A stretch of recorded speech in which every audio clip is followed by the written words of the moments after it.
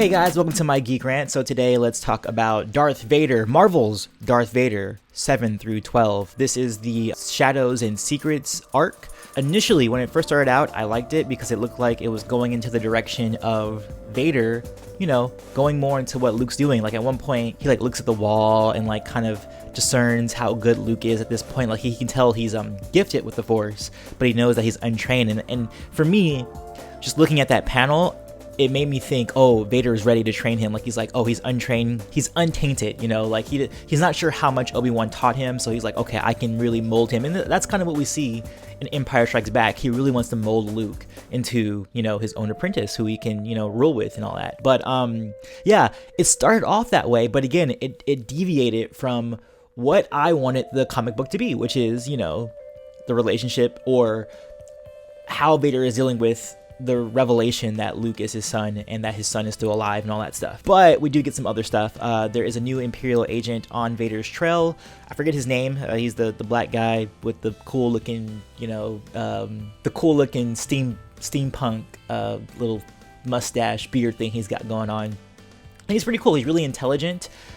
He knows how to pinpoint or investigate a situation. Like he's really good, and actually Vader at the end of the day respects him for it, even though he goes way out of his way to make sure he covers his tracks, because of course he's the reason that why all this stuff is happening, why the Imperials lost their money, because he's trying to fund his own private enterprise, which we see going forward in Empire. Like, you know, he's in it with bounty hunters and things like that, while before he wasn't. But yeah, that guy was really cool. I liked how he was a bit like Sherlock. If you guys have seen Sherlock or read about Sherlock, he really knew how to look at just one little piece of evidence and like figure out everything about it. And he was always right behind Vader, but he never actually like caught him or anything like that. And Vader even goes out of his way to kill people to make sure that he is not found out, which I thought was pretty, I mean, it's cool because it's Vader. He's unrelenting. He's gonna do that kind of thing, to the point where he even at one point thinks about killing Afra. And I actually think, even though we're not getting any relationship stuff or what I want from it between Luke and Vader, we are getting a lot of stuff from Dr. Afra, who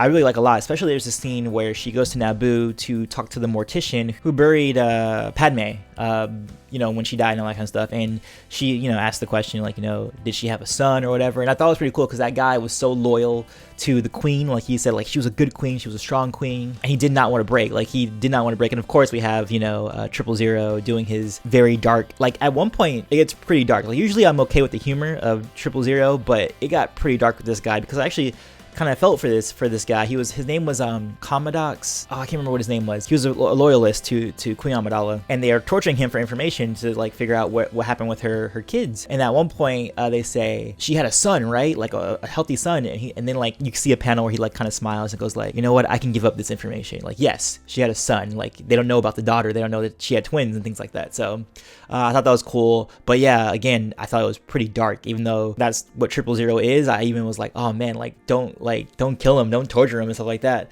But we get more insight into Afra. Like while she's talking to him, she talks about how, you know, her sob story about her parents dying in a war, and she says, don't feel sorry for me. Like I'm like millions of sob stories all over the galaxy. Don't feel bad for me at all. And yeah, and then there's more stuff going in between Afra and Vader that I think is pretty interesting. Their relationship is very interesting because it's on the hinges of her doing well. If she doesn't do well, if she's not useful to Vader, he has no issue with killing her, and she knows that. She knows she has no issue killing her. But I think there might be more to the relationship. I think it could go a little bit more deep than just, you know, a business relationship, which I think I actually am interested in seeing going forward. I want to see how this develops. But it's not Luke and Vader, which is what I want. I want to see Luke and Vader not necessarily in the same scenes or anything like that. That has to wait until Empire, but I want to see Vader thinking about Luke, and you know, I just want to get inside his mind and see what's he thinking about, what does he want to do. But that's pretty much it for this arc. I enjoyed it. I enjoyed it more. I think I enjoyed it more so than the first arc a little bit for certain issues, though I think overall I like the first arc better.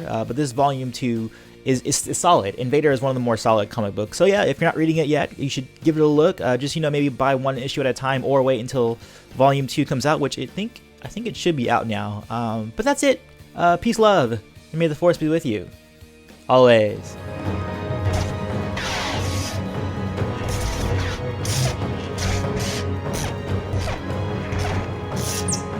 Luke's open and calm mind allowed for a more adaptable fighting style, while Anakin's reliance on talent and aggression was a bit more rigid. No, why are you mowing your lawn right now? I'm recording a Let's Play.